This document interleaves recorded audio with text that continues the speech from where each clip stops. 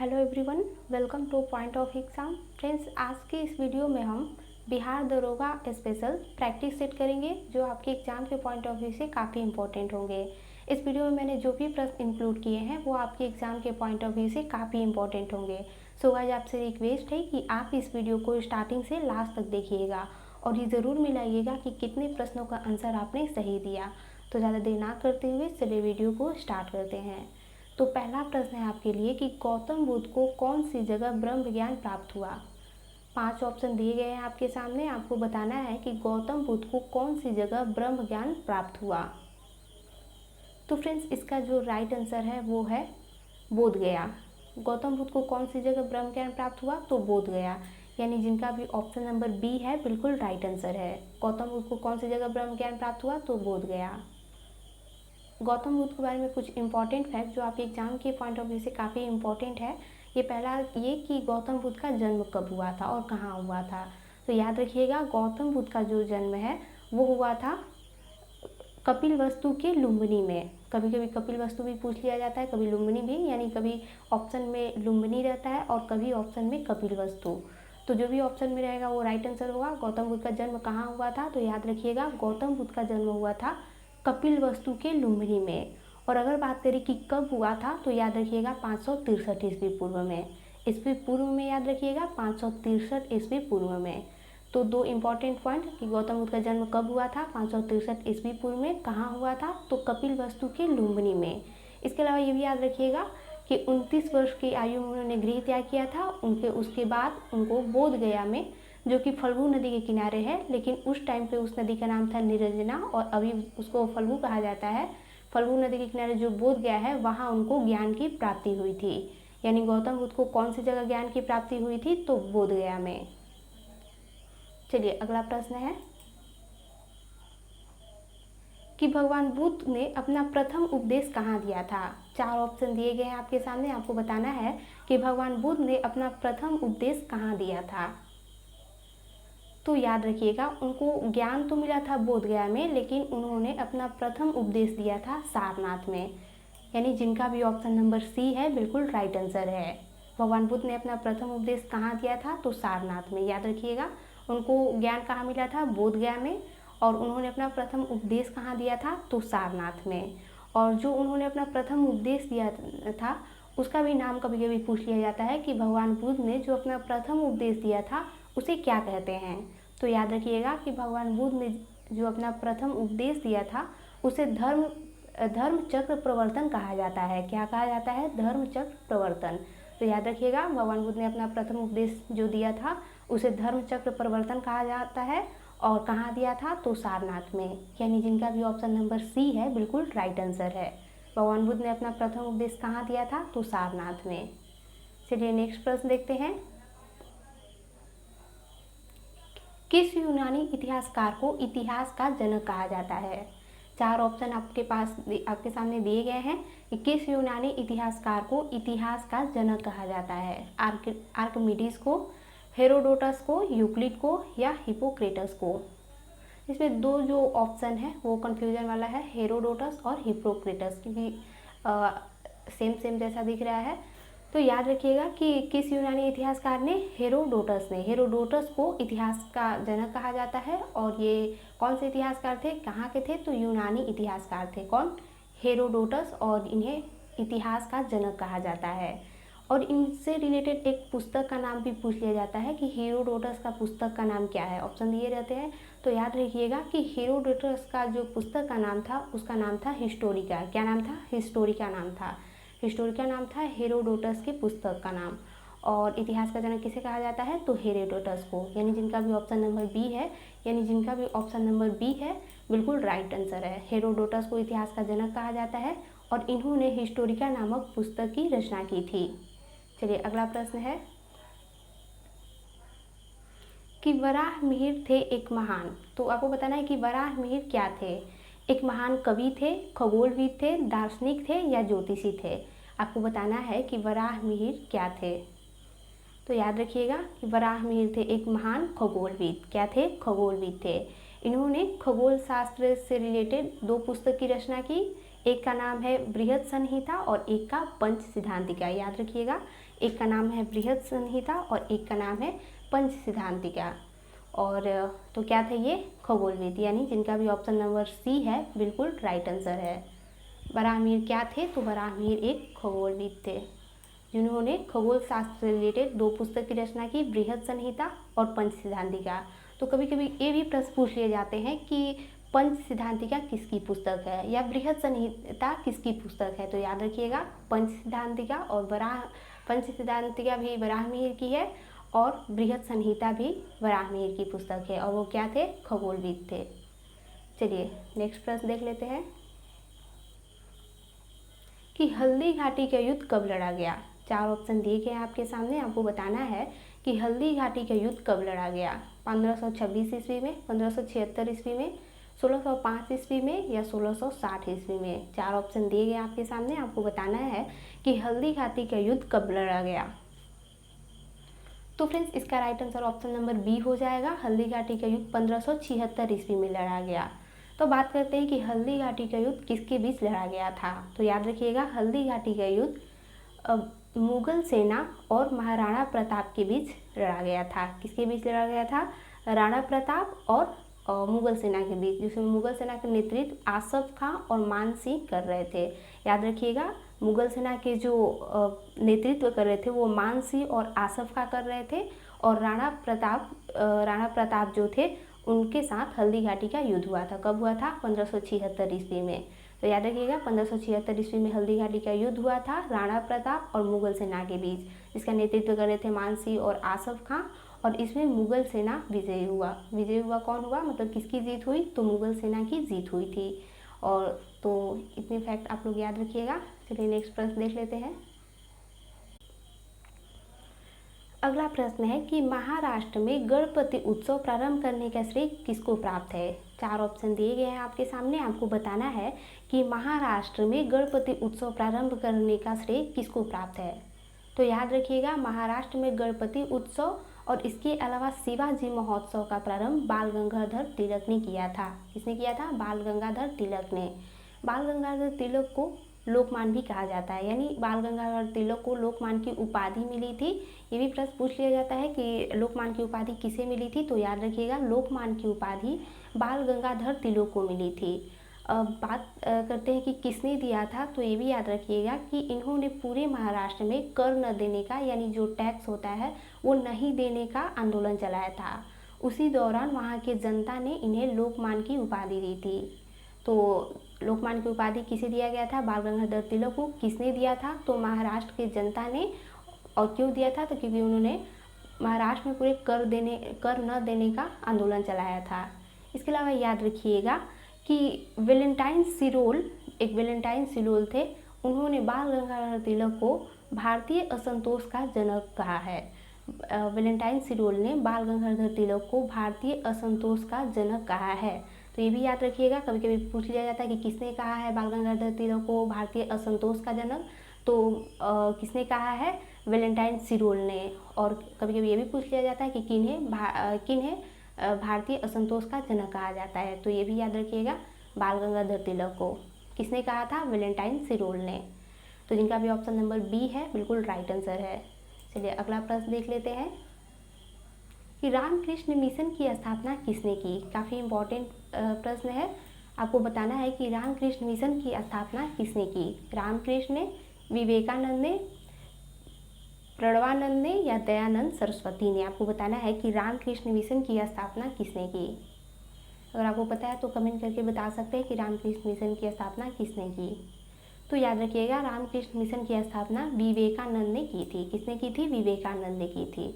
तो हम विवेकानंद से रिलेटेड कुछ इंपॉर्टेंट फैक्ट जान लेते हैं जो एग्जाम के पॉइंट ऑफ व्यू से इंपॉर्टेंट हो सकते हैं। तो सबसे पहले इनका नाम, कभी कभी पूछ लिया जाता है एग्जाम में कि विवेकानंद का मूल नाम क्या था।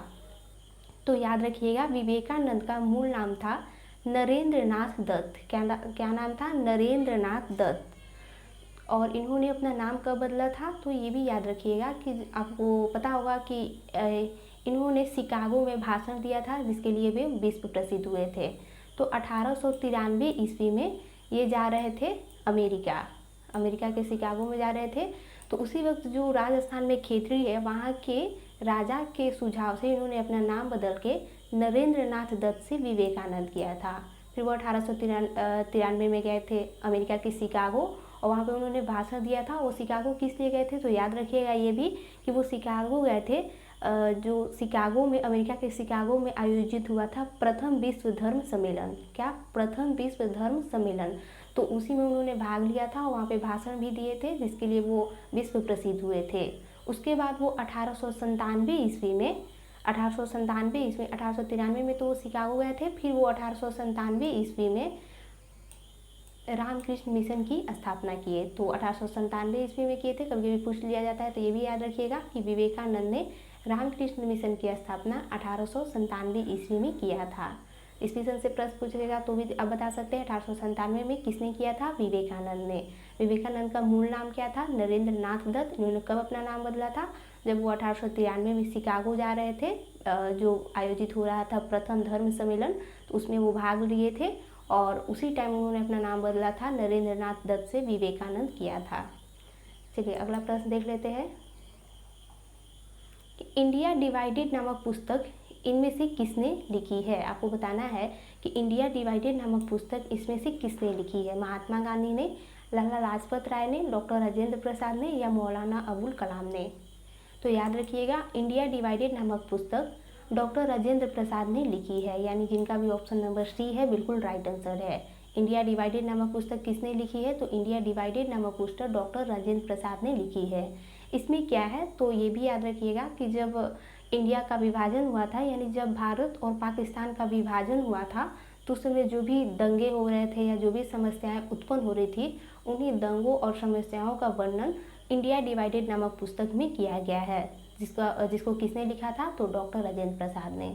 तो इंडिया डिवाइडेड किसकी पुस्तक है? डॉक्टर राजेंद्र प्रसाद की। इसमें किस चीज़ का वर्णन है? तो भारत और इसमें ये भी है इंडिया डिवाइडेड, यानी इंडिया जब डिवाइडेड हुआ था, भारत और पाकिस्तान में जब विभाजन हुआ था, तो उस टाइम ये पुस्तक लिखी गई थी, डॉक्टर राजेंद्र प्रसाद ने लिखा था। और इसमें उस समय जो भी समस्याएं उत्पन्न हो रही थी उन सब का वर्णन इसमें है। अगला प्रश्न है कि किस अधिवेशन में कांग्रेस द्वारा पूर्ण स्वराज की मांग रखी गई? 4 ऑप्शन दिए गए हैं आपके सामने। आपको बताना है कि किस अधिवेशन में कांग्रेस द्वारा पूर्ण स्वराज की मांग रखी गई। तो याद रखिएगा कि लाहौर अधिवेशन में, जो कि हुआ था 1929 ईस्वी में, यानी जो लाहौर अधिवेशन हुआ था 1929 ईस्वी में, उसमें कांग्रेस के जो अध्यक्ष थे उस टाइम, जवाहरलाल नेहरू, उन्होंने पूर्ण स्वराज की मांग रखी थी। तो इसका right answer option number A है। इनका भी ऑप्शन नंबर ए है, बिल्कुल राइट आंसर है। कांग्रेस के किस अधिवेशन में? तो लाहौर अधिवेशन में। वो कब हुआ था? 1929 ईस्वी में। और उस टाइम कांग्रेस के अध्यक्ष कौन थे? तो उस टाइम कांग्रेस के अध्यक्ष थे जवाहरलाल नेहरू, यानी जिनका भी ऑप्शन नंबर ए है बिल्कुल राइट आंसर है।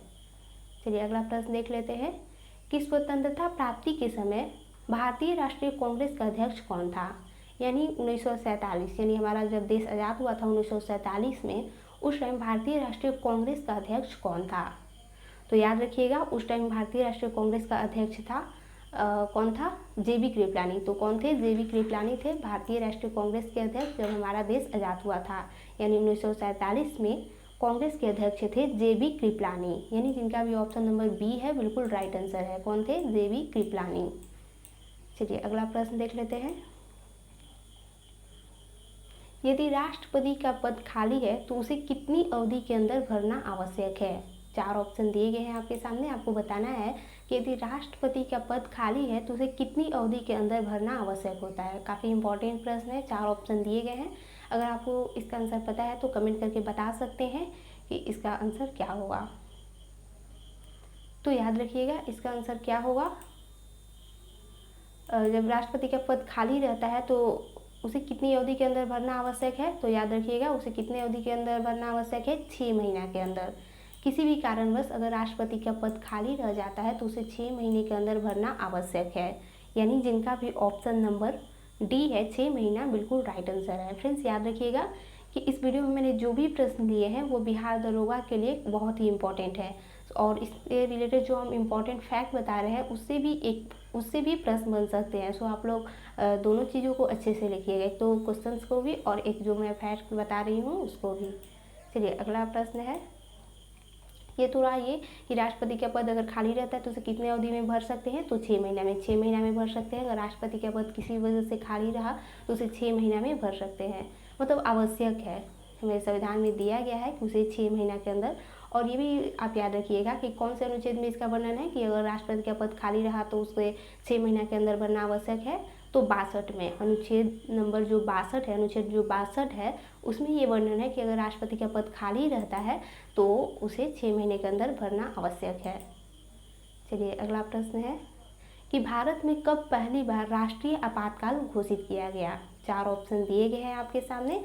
आपको बताना है कि भारत में कब पहली बार राष्ट्रीय आपातकाल घोषित किया गया। तो सबसे पहले तो आप ये याद रखिएगा कि हमारे देश में 3 तरह के आपातकाल लगाए जा सकते हैं, राष्ट्रीय आपातकाल, राष्ट्रपति शासन और वित्तीय आपातकाल, जिसमें से अभी वित्तीय आपातकाल नहीं लगा है। अगर हम बात करें अनुच्छेद की कि कौन से अनुच्छेद में क्या है, तो आप सिंपली याद रखिएगा 52, 56 और 60। 52 में है राष्ट्रीय आपातकाल, राष्ट्रपति शासन है बीच में 356 में, और 360 में है वित्तीय आपातकाल। तो अगर आप ऐसे याद करेंगे 52, 56, 60, और सबसे पहले राष्ट्रीय आपातकाल, बीच में है राष्ट्रपति शासन और लास्ट में है वित्तीय आपातकाल, जो कि अभी तक नहीं लगा है हमारे देश में, तो वो। तो इसमें पूछा गया है कि भारत में कब पहली बार राष्ट्रीय आपातकाल घोषित किया गया था। तो कब घोषित किया गया था?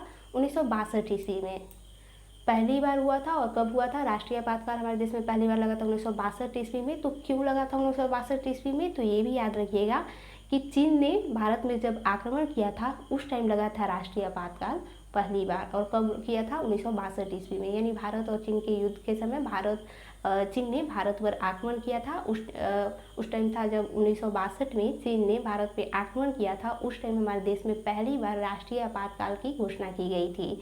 तो यानी जिनका भी ऑप्शन नंबर ए है बिल्कुल राइट आंसर है। संविधान के किस अनुच्छेद में संसद को संविधान में संशोधन करने का अधिकार प्रदान किया गया है? 4 ऑप्शन दिए गए हैं आपके सामने। आपको बताना है कि कौन से अनुच्छेद में संसद को संविधान में संशोधन करने का अधिकार प्रदान किया गया है। तो याद रखिएगा 368 में, जो हमारा अनुच्छेद 368 है उसमें दिया गया है कि संविधान में संशोधन किया जा सकता है। कौन कर सकता है? तो संसद। कभी कभी ये भी प्रश्न पूछिएगा संविधान में संशोधन कौन कर सकता है। बहुत सारे ऑप्शन रहते हैं, राष्ट्रपति, प्रधानमंत्री, ये वो। तो याद रखिएगा कि संविधान में संशोधन संसद कर सकती है। और किस अनुच्छेद में ये वर्णित है? तो 368 में। 368 अनुच्छेद में वर्णित है कि संविधान का संशोधन संसद द्वारा किया जा सकता है। यानी जिनका भी ऑप्शन नंबर बी है बिल्कुल राइट आंसर है, 368। चलिए अगला प्रश्न देख लेते हैं कि भारत में सबसे अधिक कौन सी मिट्टी पाई जाती है। 4 ऑप्शन दिए गए हैं। अगर आपको पता है तो आप कमेंट करके बता सकते हैं। और फ्रेंड्स पहली बात ये याद रखिएगा कि मिलाते चलिएगा कि कितने प्रश्नों का आंसर आप सही दे पा रहे हैं, क्योंकि इसमें जो भी प्रश्न है वो आपके एग्ज़ाम के पॉइंट ऑफ व्यू से काफ़ी इंपॉर्टेंट है और एग्ज़ाम में पूछे भी गए हैं। सो आपके एग्ज़ाम के पॉइंट ऑफ व्यू से ये काफ़ी इंपॉर्टेंट है। भारत में सबसे अधिक कौन सी मिट्टी पाई जाती है? तो याद रखिएगा भारत में सबसे अधिक कौन सी मिट्टी पाई जाती है? जलोढ़ मिट्टी पाई जाती है। अगर बात करें कि कितनी पाई जाती है, तो ये भी याद रखिएगा कि भारत में जलोढ़ मिट्टी 43.7% पाई जाती है। 43.7% जलोढ़ मिट्टी पाई जाती है। बाकी सब में जितनी सारी भी मिट्टियाँ हैं सब पाई जाती है। सबसे अधिक भारत में जलोढ़ मिट्टी पाई जाती है। उसके बाद अगर बात करें कि दूसरे नंबर पे कौन सी मिट्टी पाई जाती है भारत में, तो काली मिट्टी। तो याद रखिएगा पहले नंबर पे जलोढ़ मिट्टी और दूसरे नंबर पे काली मिट्टी। भारत में सबसे अधिक जलोढ़ मिट्टी और दूसरे नंबर पे काली मिट्टी पाई जाती है। यानी जिनका भी ऑप्शन नंबर सी है बिल्कुल राइट आंसर है। भारत में सबसे अधिक कौन सी मिट्टी पाई जाती है? जलोढ़ मिट्टी। चलिए अगला प्रश्न देखते हैं। हिमालय नदियों की मुख्य विशेषता क्या है? 4 ऑप्शन दिए गए हैं, बड़ा है देख लीजिए। पहला ऑप्शन है कि ये गाद निक्षेप में समृद्ध होती है। किसकी बात की जा रही है? हिमालय नदी की। जो हिमालय नदियाँ होती हैं उनकी। पहला ऑप्शन है कि ये गाद निक्षेप में समृद्ध होती है। दूसरा ऑप्शन है कि इनमें जल का प्रवाह 12मासी होता है। तीसरा ऑप्शन है ये मुख्यतः वर्षा जनित होती है। और ये चौथा ऑप्शन है कि ये नाव चलाने के लिए उपयुक्त है। 4 ऑप्शन दिए गए हैं आपके सामने। आपको बताना है कि हिमालय नदी की मुख्य विशेषता क्या है। तो याद रखिएगा हिमालय नदी की मुख्य विशेषता है कि इसमें जल का प्रवाह 12मासी होता है। यानी जिनका भी ऑप्शन नंबर बी है बिल्कुल राइट आंसर। वैसे बहुत ही सिंपल सा है, अगर आप ऑप्शन अच्छे से पढ़ेंगे तो कर सकते थे कि हिमालय नदी की मुख्य विशेषता है कि इसमें जल का प्रवाह 12मासी होता है।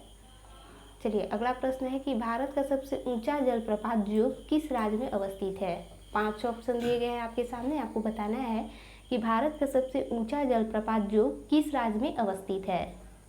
तो याद रखिएगा, आपने नाम सुना होगा जोग या गरसोपा, कुछ इस टाइप का। तो याद रखिएगा कि ये कर्नाटक में स्थित है। कि कहाँ स्थित है, ये कर्नाटक में स्थित है। किस नदी पर स्थित है, तो ये भी याद रखिएगा शरावती नदी पर। कभी कभी प्रश्न पूछ लिया जाता है कि शरावती नदी पे कौन सा जलप्रपात है, 4 जलप्रपात का नाम दे दिया जाता है, तो उसमें याद रखिएगा जोग या गरसोपा।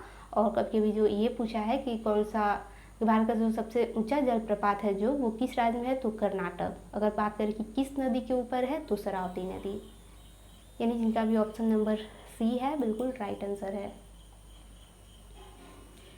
रोशनी के लिए प्रयुक्त साधारण ट्यूबलाइट में होता है। 4 ऑप्शन दिए गए हैं आपके सामने, देख लीजिए और बताइए कि रोशनी के लिए जो प्रयुक्त होता है साधारण ट्यूबलाइट, उसमें क्या होता है।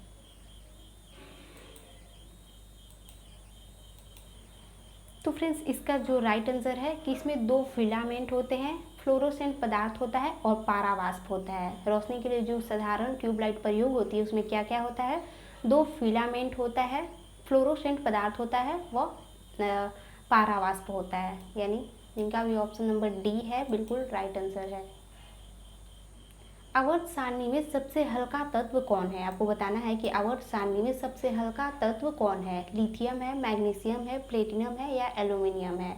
तो याद रखिएगा कि आवर्त सारणी में सबसे हल्का तत्व है लिथियम, यानी जिनका भी ऑप्शन नंबर ए है बिल्कुल राइट आंसर है। कौन है, लिथियम। अगला प्रश्न है कि हीलियम और आर्गन में क्या समानता है। दोनों तत्व द्रव धातु है, दोनों का बाह्यतम कोश पूर्णतः भरा होता है, दोनों में उच्च विसरण दर होता है, यह दोनों धातुओं का प्रयोग गुब्बारों में किया जाता है। 4 ऑप्शन दिए गए हैं आपके सामने, आपको बताना है कि हीलियम और आर्गन में क्या समानता है। तो फ्रेंड्स देखिए, हीलियम और आर्गन में क्या समानता है, तो ये दोनों निष्क्रिय गैस है, दोनों निष्क्रिय है, यानी दोनों का बाह्यतम कोश पूर्णतः भरा होता है। निष्क्रिय है यानी किसी से अभिक्रिया नहीं कहते, आपको पता होगा हीलियम आर्गन निष्क्रिय है, यानी दोनों का बाह्यतम कोश पूर्णतः भरा होता है, यानी जिनका भी ऑप्शन नंबर बी है बिल्कुल राइट आंसर है। धातुएं निम्नलिखित प्रक्रिया द्वारा गर्म होती है। 4 ऑप्शन दिए गए हैं आपके सामने, आपको बताना है कि धातुएं निम्नलिखित में से किस प्रक्रिया द्वारा गर्म होती है। तो कौन सी प्रक्रिया द्वारा, चालन द्वारा, यानी जिनका भी ऑप्शन नंबर ए है बिल्कुल राइट आंसर है। धातुएं निम्नलिखित किस प्रक्रिया द्वारा गर्म होती है, तो चालन द्वारा। चलिए अगला प्रश्न देखते हैं कि सोल्डर किस धातु का मिश्रण है। आपको बताना है कि सोल्डर किस धातु का मिश्रण है। तो याद रखिएगा सोल्डर जो है वो टीन और लेड का मिश्रण है। किसका मिश्रण है, टीन और लेड का मिश्रण है। और ये भी याद रखिएगा कि यह इलेक्ट्रॉनिक यंत्रों के तारों को जोड़ने के काम आती है। क्या आती है, यह इलेक्ट्रॉनिक यंत्रों के तार जो होते हैं, इलेक्ट्रॉनिक यंत्र के जो तार होते हैं उनको जोड़ने के काम में आती है, इसलिए इसे टांका भी कहा जाता है, टाका कहा जाता है। तो याद रखिएगा सोल्डर टाका जो है वो टीन और लेड की मिश्र धातु है। तो फ्रेंड्स ये थी हमारी आज की वीडियो। अगर आपको वीडियो पसंद आई हो तो लाइक कीजिएगा और वीडियो से संबंधित कोई भी सुझाव हो तो कमेंट करके बता सकते हैं। और अगर आपको बिहार दरोगा स्पेशल वीडियो या प्रैक्टिस सेट चाहिए तो आप हमारे चैनल को सब्सक्राइब कर सकते हैं।